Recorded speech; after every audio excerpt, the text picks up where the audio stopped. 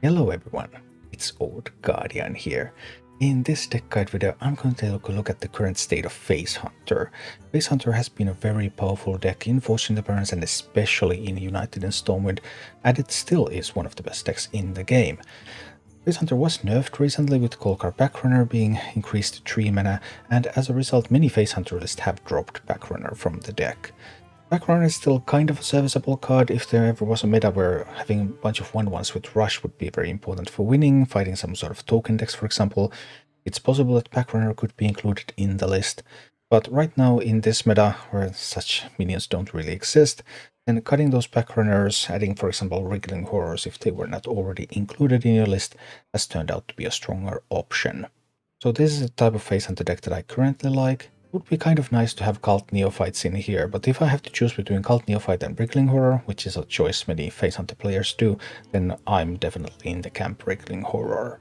Other than that, it's face hunting as usual in this expansion. You try to get on the board on one, you try to buff up your minions maybe a little bit, get a bit of wider board, chip in damage with those minions. Then you have Mankrik, and after Mankrik you have Barak Kodobane.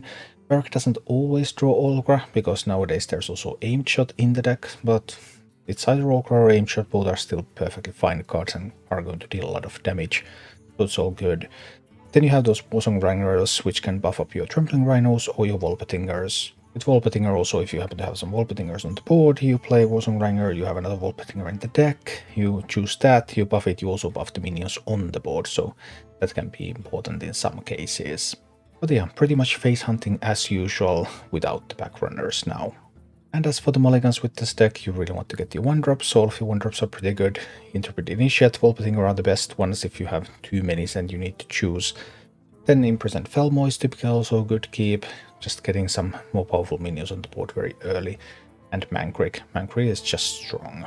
And then you just roll from there and try to deal the optimal amount of damage and win the game. Now, let's go take a look at Face Hunter in action, and if you enjoy this content, please like this video and subscribe to my channel.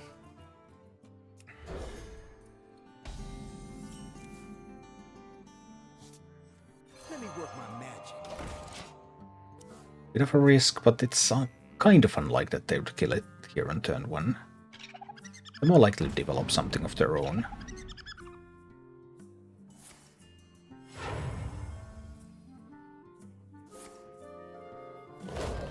Oh no! Oh no! Oh no. Well, that sucked. Is the Rhino still good? There are some decks that are cutting Rhino, but overall it seems to be still worthwhile. Lost to a 33% roll there. That's tough. But sometimes that's how it goes. I still have like, what is it, 75% to get a free explosive trap or something. It might work out. That's not a spell. Okay, so then I need the explosive trap. How many secrets are there? I think it was something like 75, 80, something like that, to get the explosives.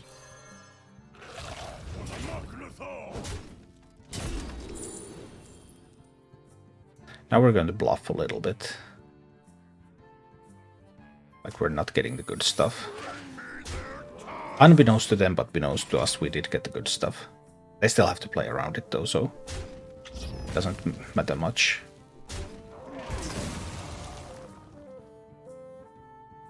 And then it's suddenly a brand new game.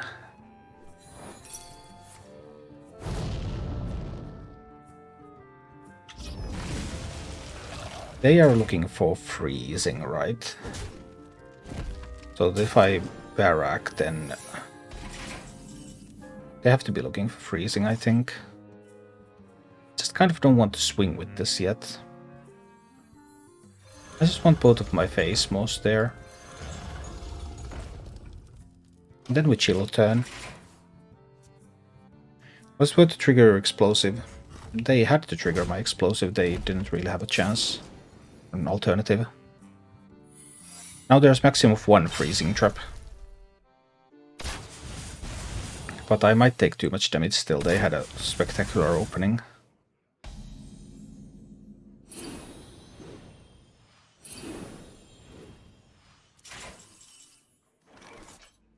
I want a freezing trap. But it's fine, it's still going to be a code obey turn. I'll take the freezing now. And I'll play Barak. We'll freeze the Mankrik now. So that these won't get frozen necessarily.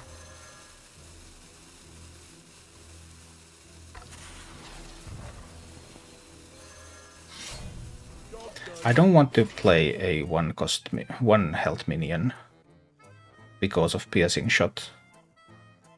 They need to at least have their own minions if they want to piercing shot somebody.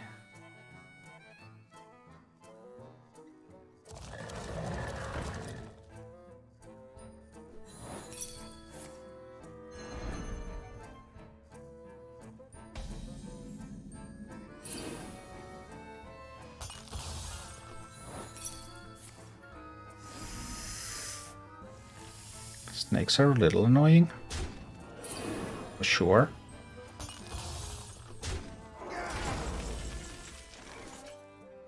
Three, 5 damage. They would need another 4. Can I afford to play the Wrangler?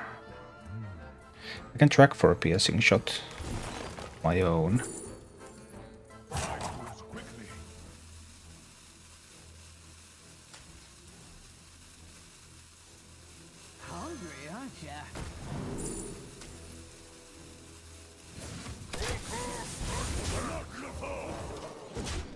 This is the only way. So the Rhino costs 7. So that would mean that the Rhino can only deal 4. Did I need to kill one of the snakes with Barak? Is there an out for them? 5, where they get 4 more from hand, rather than 3 more from hand. Maybe there was, but... Asmo seems like a decent pick here. I'd be able to find a 1-drop in addition, but I don't. It sometimes sucks. Then I might want to track already. Something for turn 3.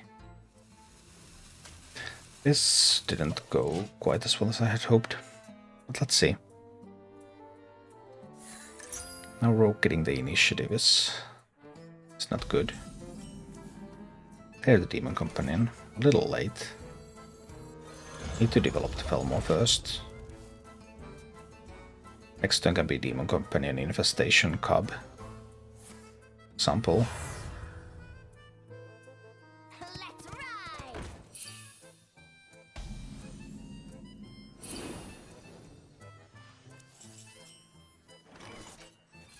Want some board presence.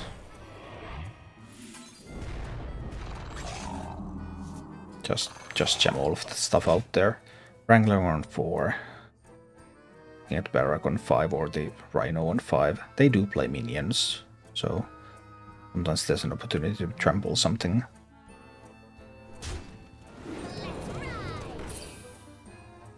Two SI7 operatives. Ouch. A little tough, but... Okay, face more. Please go face. Well, now I just have to play Mankrik. Because I'm totally playing Barak next turn. 50% chance to pick up Olgra. 50% for aimed shot, but... Still think Mankrik was important now. There will be more time for the Wrangler. Care to make a wager, friend? No one crosses the uncrowned. Take it, a Mankrik. You get a Mankrik, and you get a Mankrik, and you get a Mankrik too.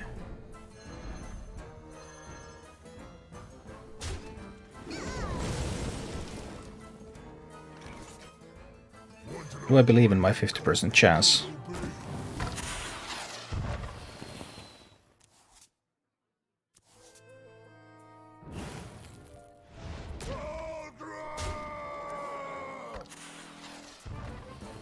Good. And these are going to dome. Yeah, they're just going to dome. Why not? When in doubt, hit face. A bunch more damage coming from hand. I'm still at 30. There's a considerable board for the rogue to worry about. I should be in a position where I can raise this. If I need to, I can use like Wound Praise and maybe Wriggling Horror those if I really need to trade something.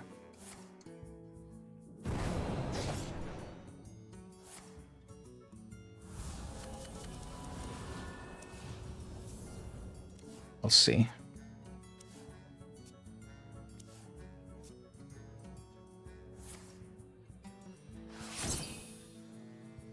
Extortion.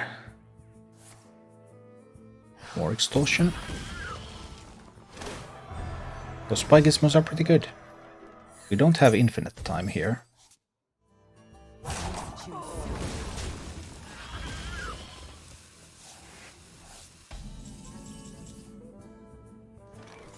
Six mana. Time to decide what to do with that mana. I can do it like this. This is fine. And kill the Vanessa. Spending that one damage there is fine. I'm gonna do a bit of Wriggling Horroring here. Push with these. 2 more SI7 cards and they get the Spy Master. Once that happens, they got double distractors from their early cards. That was really sweet. Okay, so far so good. Oh boy. They had better stuff than I expected. I didn't see this coming for 6 mana. No, because now I would have to win next turn. And do I have one more turn after next turn? I might have one more. 1, 4, 7, 10. Need another 7 damage. Time is running out.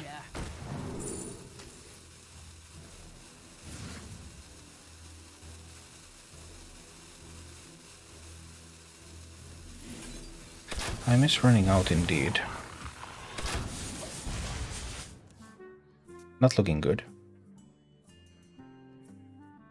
I might have one turn after they play the quest reward. It's possible that I have one turn after this. That could happen. One turn could happen.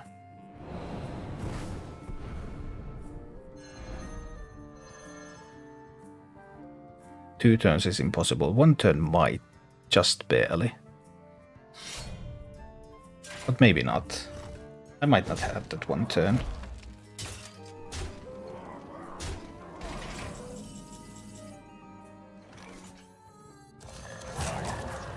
This is the line. I have to trade away that one. Play Infestation here. Go face with these. So they have 11, they need another 8. I know they have 3. But they then need another 5. They might not have another 5.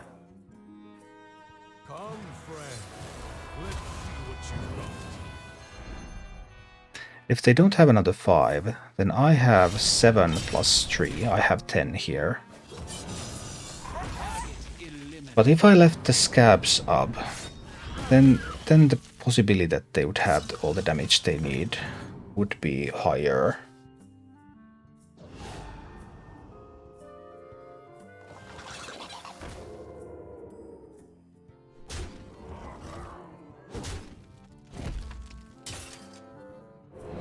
And this is +2 attack, of course, that one.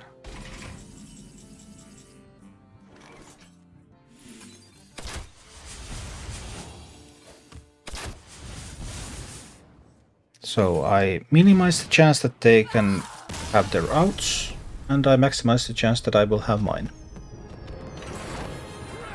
And that's how you win in Hearthstone. Sometimes. They got closer than I expected.